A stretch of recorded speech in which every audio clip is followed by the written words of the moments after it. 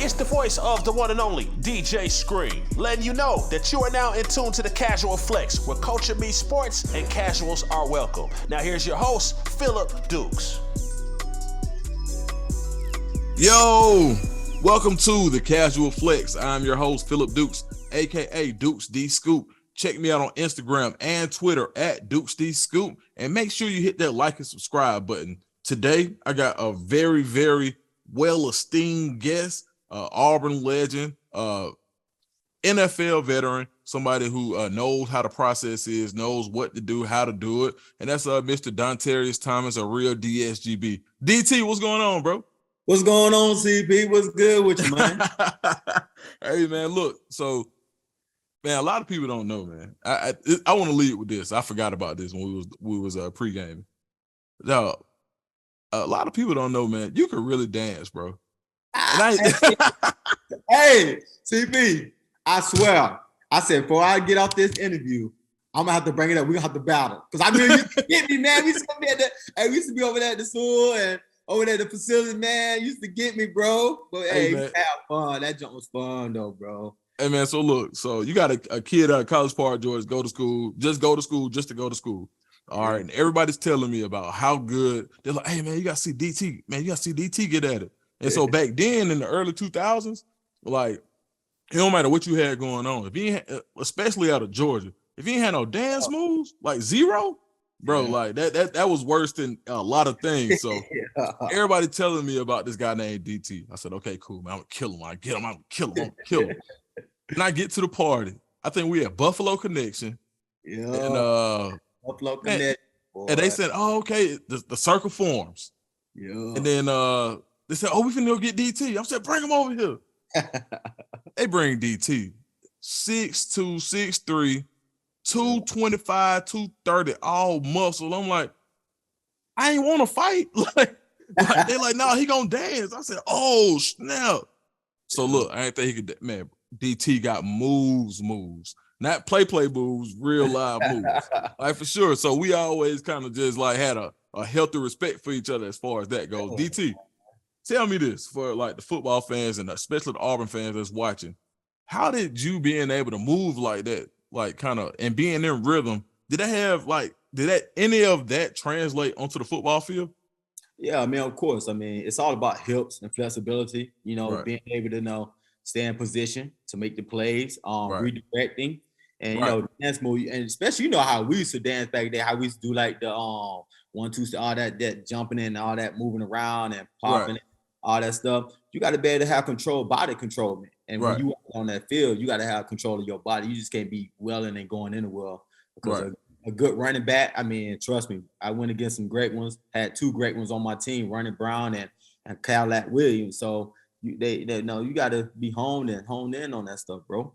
Nah, for sure. Like, so let's talk about how you got to Auburn, coming out of Perry, Georgia. A lot of people didn't know about you, but the people that did swore by you. Like, so the folks that I knew that was like into this type of thing, because back in the day, it wasn't all the 24/7 yet. It wasn't all of that.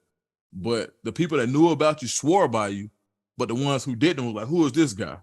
So when you how did you make your decision as far as knowing that, Auburn is the place for me? Man, it was pretty cut and dry, man. Straight to the point. Auburn came in. I wasn't getting highly recruited. I mean, my process was a little bit different than a lot of people. So I didn't have that name and all that hoopla behind me. So when Auburn came in, my head coach and Coach Hunal, who was recruiting the area, they were friends. They played college ball together at Georgia. Okay. So my high school coach was like, hey, let me show you this guy and see what you think. Showed him my film. He liked me. He told me that he was going to take my film back to Auburn and told me to hold on, don't say nothing. So he took it back to Auburn. Yeah, he took it back to Auburn, came back, and they was like, hey, we want to offer you, but we don't want you, we want you to commit. Right. And at that point, my cousin Jermaine Phillips, who was at Georgia, I was trying to get on at Georgia. Flip. Yeah, Flip. So yeah, he was at Georgia. So I'm like, man, tell him. And they was like kind of showing me down. So I was like, you know what? Forget it. I'm just gonna go and rock with Auburn. I knew about Auburn. I had went to Auburn to see a game my 9th grade year. I loved it. So, you know what I'm saying? I was big Bo Jackson fan, Tequila Spikes, Right. So, like when they came back with that, it was a no-brainer. I'm like, yeah, I'm going. So it was in. So that's all that rock. So you get to Auburn. You got there in 99, right? Yep. Okay. Tommy Tuberville the year after, you got Rudy Johnson comes in, you got Rodney Brown, you got Los Dance, you got a lot of those guys come in. Yep. And that season, coming in 99 and seeing how things were going, when did you know that Auburn was going on an upward trajectory to the point where they would end up being undefeated in 04? Man, I just saw like the type of players they was bringing in. I mean, you just called them out. I mean, when Rudy came in, like my freshman year, we didn't even make a bowl game. I redshirt we didn't make a bowl game, right? But we saw, and I mean, I think the big component that was there, a big piece was Coach Yachts. Coach Yachts had us getting right. Yes. So we was they graded shirt a lot of us because they wanted us to be that group to stay together and kind of start building up their team. So you start seeing the coaching, the atmosphere start changing, the expectations start changing, the players they start getting in, and we was like, hey man, each year we can get better. We can do this thing. We have actual potential with the type players and the caliber players and the caliber of coaches that we have there, and with Coach Yachts, that we can make something special and we can do something real big here.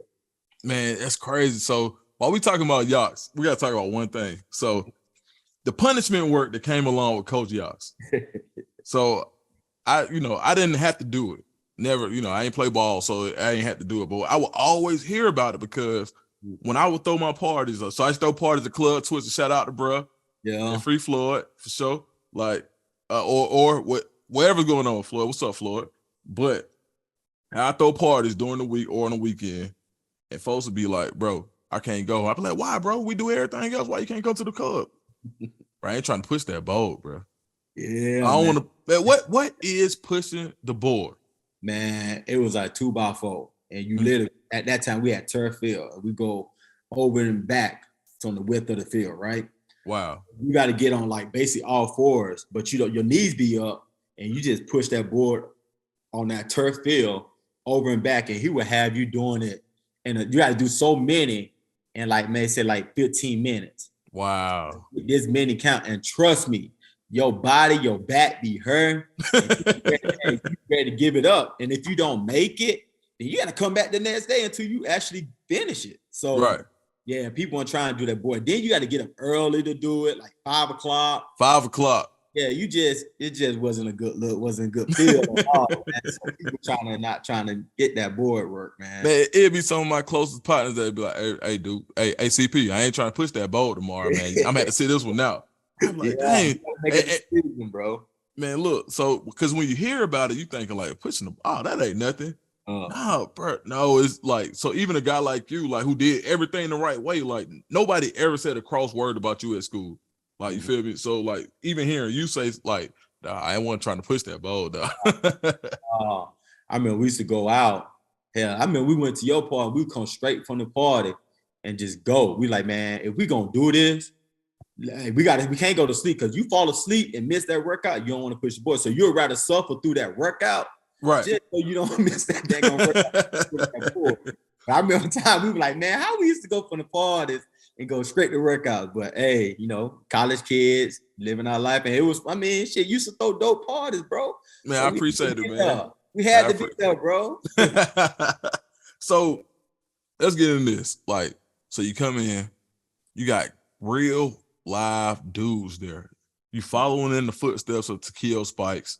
You got like really, really good players there. When did you know that you would be a premier player at Auburn? Like, when did it set in? Like, man, you know what? I'm really built for this.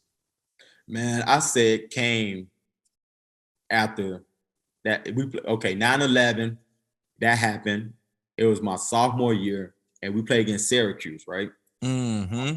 Syracuse, we had to go up there. It was a crazy game. Nobody really wanted to play because it was like, we was honestly kind of nervous, man, because that 9/11 had just happened. We up in New York, even though Syracuse is not really in New York, but it's close enough.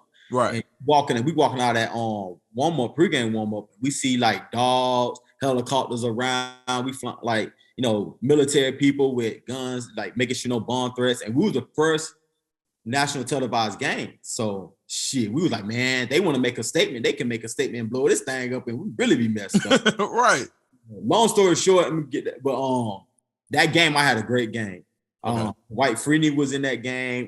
Some other people, but the main guy was Dwight Freeney. So a lot of NFL scouts for that game. But that game, I lit them up for like 24 tackles, bro. Ooh. I was just in the zone. You know what I'm saying? Right. Something just clicked, right? So after that game, I got a report. You know, we got our report because we ended up losing that game. And then the next day they gave it. They was like, so how do you feel about, asked me a question about the game. Then they was like, so one of the NFL scouts, a few of them, they left and came back and said, hey, we went there to see this one kid, Dwight Freeney, but the only person they could, keep their eyes on is Dontarrious Thomas. How do you feel about that? And I was just like, what, really? Me? Right. My story was, you ask anybody, I wasn't highly recruited. I came into Auburn. I'm about to get my degree and just make this and get everything and whatever happened. I wasn't honestly thinking about no NFL until that moment came where they was like, hey, you got some buzz going. Right. I was like, damn, like really? Okay, let me see what's up with this thing. Right. And it kept progressing. You know what I'm saying? Then we started getting on the ESPN cover magazine and me and Los Dansby, all that stuff. So it's just, that's when I was like, okay, I have a chance. So let me go and capitalize on this thing. So when we talk about as far as like the ESPN cover, you and Los Dansby, right? Yeah. All right, cool. You got Georgia Tech, 03. Was it 03? 03. 03, yeah. Georgia Tech. I think you just played USC. Mm-hmm. You're going to Atlanta. Yep. And Reggie Ball has his coming out party, so to speak. Mm-hmm. Which really wasn't like a coming out party, but it was like he beat Auburn. Yeah, yeah. How much do you think that game played into the guys that you left? See, like there were a lot of NFL guys on that team, right?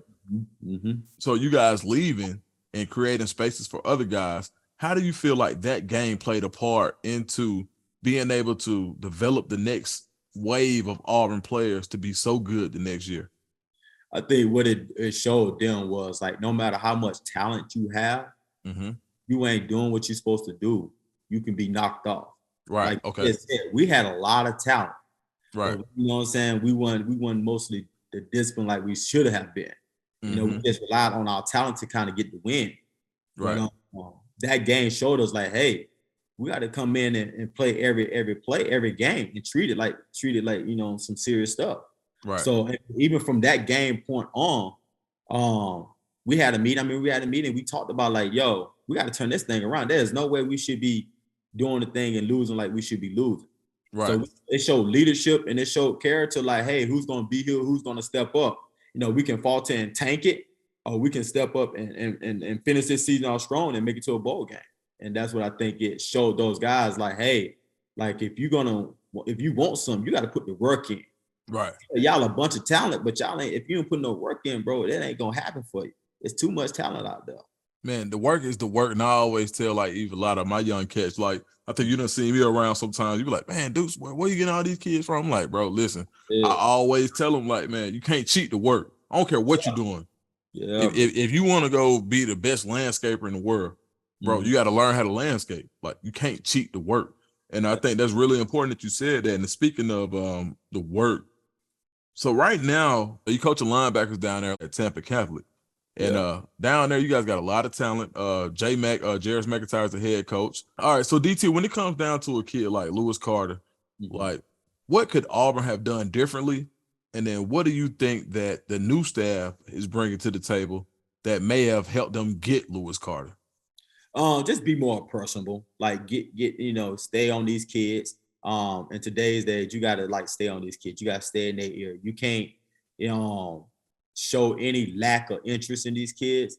Right. And honestly, I think that's Auburn was recruiting him, but I think they could have pushed a little bit harder on trying to like show like, hey, we're really interested in you. We really want you to come to Auburn. Like come feel this Auburn brand and stuff. But this new coaching staff, I will agree, like they are doing a lot. They doing better. They're on the kids. They're listening to them.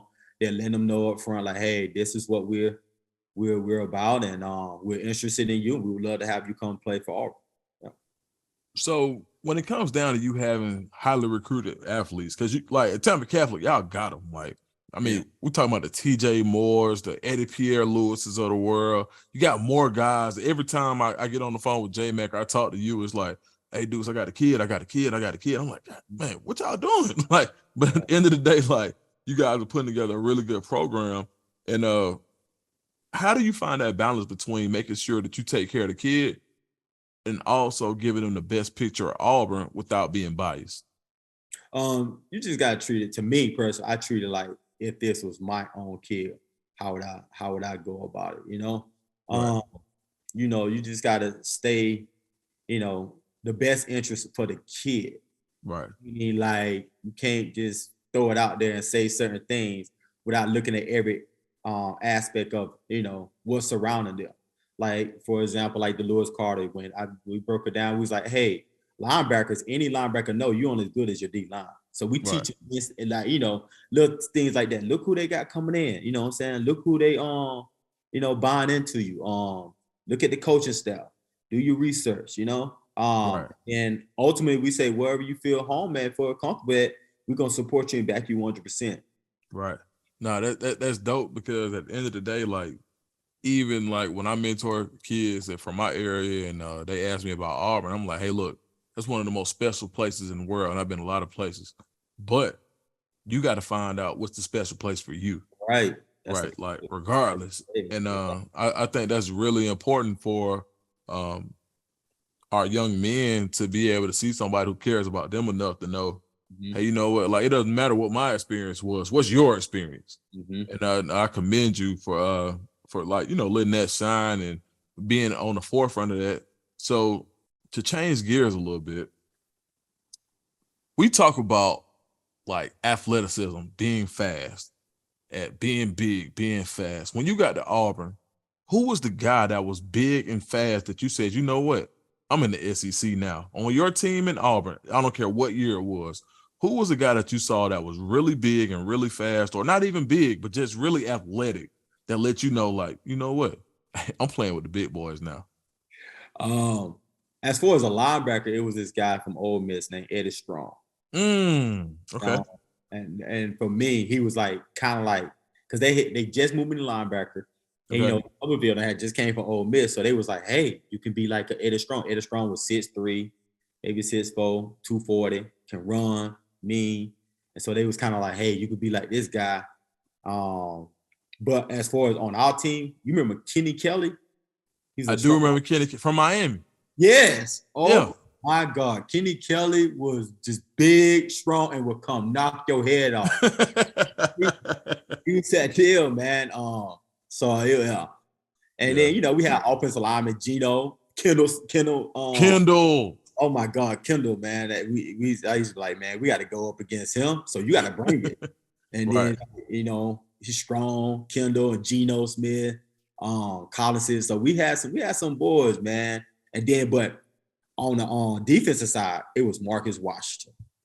Marcus Washington was like that hybrid DN, outside backer. Always had the energy and motor.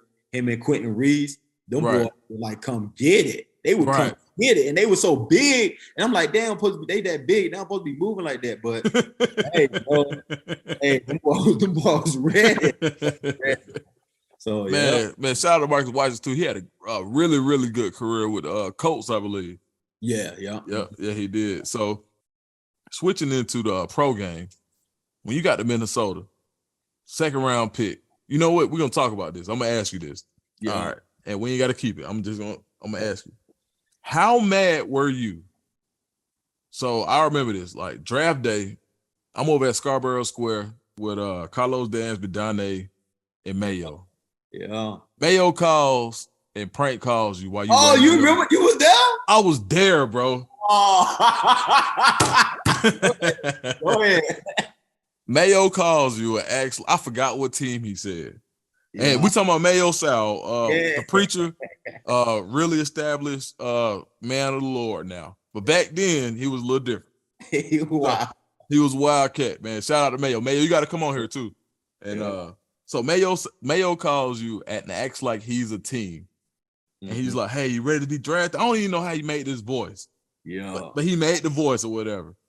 How mad were you at Mayo when he called you and acted like you was about to get drafted before you got drafted? Now, you didn't wait long because you got drafted. Really, it might have been a pick or two after that. Yeah, it might have been a pick or two after. I think because I was able to get drafted really quick after that, right? If Mayo was in my phase right then, we might have been swinging. I was so hurt, and man, I was like, man, get off my phone playing with me. Because I'm like, at that time, like somebody may be trying to call me, and you up here clogging up my line, man. Right, you playing. I was mad, bro. I was so mad. Yeah. Man, DT, I say you mad twice, bro. One time we was at a party and somebody had said the wrong thing and they got you, and I felt bad for the other guy. That's one time. The second time, and look, I know for the whole time I got at school, I saw you mad twice. Yeah. The second time, I ain't see you, but I heard you. I was like, hey, man, DT. I told May, I was like, hey, bro, man, DT gonna see about you, bro. Yeah. DT gonna see about you, dog. I was mad, bro. I crazy. I didn't know you was over there, but I knew where they was at, but I didn't know you was over there. I was over there. That was one of them wild, like, and I used to just be popping around. Like, you already know how I get around. So, you know, I was around that day. I was like, man, DT gonna like DDT when he see you, bro. I was hot. Have y'all talked since then? Of course, yeah. That's my boy. I mean, it's all love. Come on, but yeah, that's my brother, man. But he knew I was mad at him.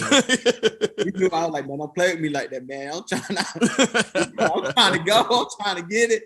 Nah, like I say, it was fortunate for me and him because I might walk down there and had to see about him. That, you know, probably a couple of calls later, I got that real call. So yeah. So you get second round pick. That's big.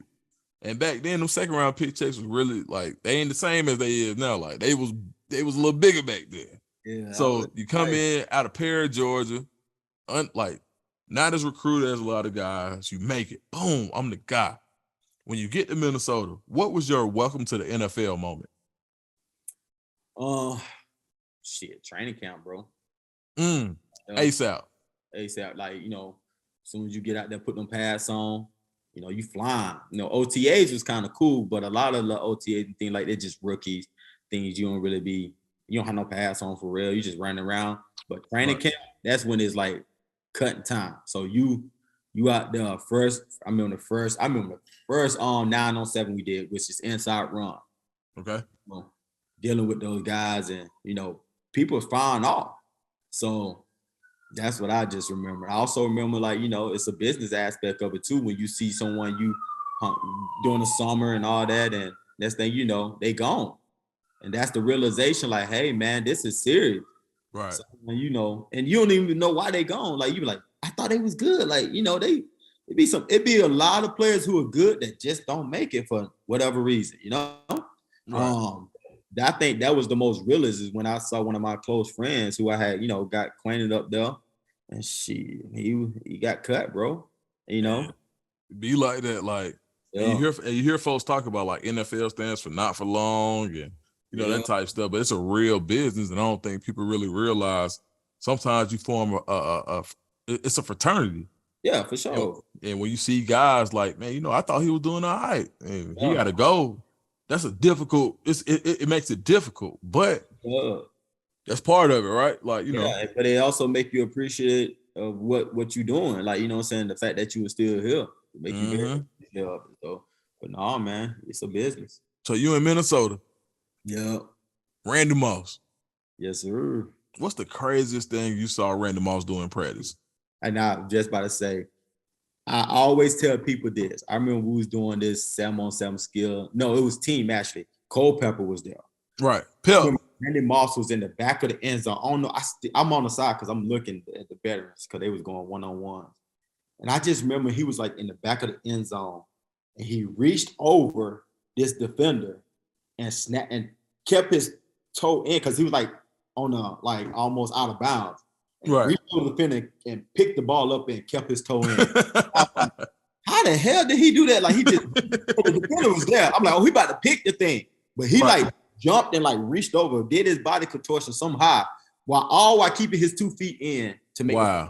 And I was like, oh hell. I was like, that dude is special. So we didn't see, so like us on the outside, we didn't really see what Randy Moss was really doing. Like, no, that boy That dude was like all these one-hand catches you see that are made famous. He was doing that back in '04. Like, but the thing is, Randy Moss was really a good dude, bro. Like, Right.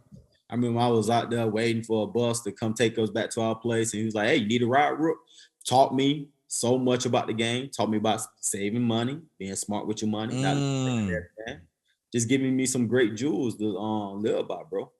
Do you think that some of the guys like a Randy Moss or like a T.O. or like guys like that, do you think that the media gives like players that have the microscope on them, do you think they get a bad rap sometimes? Of course. I mean, you know, I like anybody, someone do, but yeah, they do. I mean, because if people ask me about Randy Moss, and I'm telling you, Randy Moss was like a genuine good guy. He was all about his team and all about, you know, teaching like, you know, the young fellas how to play the game and being a football player, you know, Right. how to practice and things of that nature, you know, taking care of your body, being smart with your money, stop being, you know, being out there. But, you know, you see the media and, you know, you get different sides of it. But we know like Randy Moss was like the glue, man. He was like that real dude, man. And I appreciate him for what he used to tell me and teach me. So how was it when you get like, so we used to all play Madden back in school, and then a year later, you're on Madden and you good on Madden. Like a lot of guys wasn't good on Madden. Like you could play with you. Like how was it being able to just get on Madden and say, you know what, Dontarrious Thomas, I'm gonna play with this guy, and it's you. Like, how did that feel being able to get on Madden and be like, man, I'm gonna play with my own player? Man, it was dope. I mean, you know, growing up, you know, you always think about it was two football games you wanted to get on, especially since you start knowing that about the games and stuff. It was NCAA football, Right. on that one, and then once you got in the league, it was John Madden. Right. And you know, you wanted to be like, man, come on, man, I want to like put me in a position to play. And right. then you see your ratings and all that stuff, you're like, okay, yeah. It was just a good feeling, you know. It's just another accomplishment to the thing that you can add. List of things you can add to yourself. No, that's cool, man. I think so. One of the biggest things that happened in Minnesota was the love vote, right? So I don't care if you was there or not. We ain't gonna talk about it. What we're gonna talk about is how was it when the guys who was on the love vote, when they got back and all this media breaks, how was it at practice and how mad was the team? Nobody cared. Wow. I mean, it was just honestly, it was just well, okay, it was something that happened, you know, made a mistake. Let's move on. We're trying to win a football game. There you go. It was an honest mistake, and we just, you know, try to move forward and continue to gel as a team. But at the end of the day, it was all about trying to get ourselves in a position to go to the playoff and try to get that Super Bowl. But yeah. Do you think the guys who were on the boat kind of bonded? Like, did it make y'all tighter? Like, not to say you was there. I'm just saying anybody who was on there was people like. Did that make people kind of tighter? Like, you know, us against the world, or was just like, man, that ain't nothing. That's just a weekend. Yeah, I mean, because like honestly, it's hard to say because we would go out on the weekends, like we would hang out, right? You know what I'm saying? And then like so all of us bonded off that aspect of it, you know. So it was like I say, man, it's hard to explain, but it was just like okay, like I don't want to say just another weekend, but it was just one of those things like, hey, that happened, you know. Let's just move on and try to stay focused on ourselves. You know, the media gonna do what they're gonna do, but we got to stay locked and loaded on our situation. You know, and accept the responsibility of what we did was wrong. You know. Now, so being a part of the NFC North, what we call the NFC North now, how was it playing against Brett Favre in his prime? Oh, it was nice, man. It was tough. You always wanted to compete. You wanted to like beat him, and I was fortunate to get a shot on him to take him out of the game. Oh wow! Yeah, in the playoffs. So I came around the corner on it was like a delayed blitz, but I had the running back, and if the running back took on the other linebacker and the blitz pickup, I continue and I wrap around. I got a good shot on. Now that shot that I hit Brett Favre on would be illegal today. But back then, you know, it was fair game. So I got a chance to get a hit on him. He threw the ball up, and my boy Brian Williams, who actually he was a cornerback and started playing for the Falcons, you know, signed with the Falcons. I know him, Brian Williams. He intercepted the ball, and we was able to knock him out the playoff. But playing against Brett Favre, I remember being like, you would think he wouldn't throw a ball, you be like, oh, I'm on it. He ain't gonna throw this ball. But nah, he would throw that thing. He would try you. So He'll try you. Yeah, yo. I just remember being like, just because you think you got it covered, be ready to react. Because I remember the first few times, I just kind of laxed up, thinking like, oh, I'm right here. He's not gonna throw the ball, but nah, he'll throw that thing in that window. So how fast was it coming? Oh, man, too fast, man. I mean, I remember a few times when you hit, I can still remember you hit that. It's like cutting that wind, man. It was cutting that wind. And I promise I used to be like, man, how the heck they catch that ball like that? Because that thing, it hurt. You know, playing in the cold too, it hurt when they hit the like, man, you be like, all right, I'm just gonna bat it down. I don't know about catching, I'm gonna bat it down. Nah, for sure. All right, so last thing I gotta ask you, man. What kind of impact have you seen Hugh Freeze make since he's been hired as the coach of Auburn? And how do you think that his hire will help Auburn? I think he's getting the impact that's in. He's starting to get the morale of Auburn back, meaning like people are starting to get excited. You know, whether it's coaches, current players, future players, and just the whole Auburn family starting to get that momentum back. Like, hey, it's time to get back where we was at. And, he seemed to be doing a great job right now. All right. So DT, where can we find you on social media and just follow what you got going on? Mainly, man, I'm just on Twitter. Okay.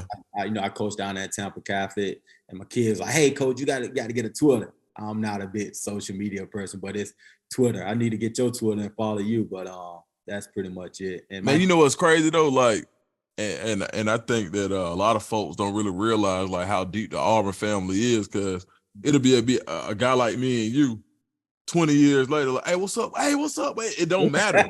Like, it don't matter, bro. Like, you know what I mean? You at that game. What's up, bro? You good? Like, sure. Yeah, it don't matter, man. So like, no, I think it's really dope. Like what Auburn gave us, like guys like us. You from Perry, I'm from College Park. It don't matter. Like I could be from Perry, you could be from College Park. Like it don't matter. Like it's as long as like when you had that bond, it's crazy. So man, I wanted to tell you thank you for man stepping onto my platform. I really appreciate it. And hey man, the Casual Flex. Make sure you like and subscribe. You're only gonna get these type of interviews here. We got more, and we out.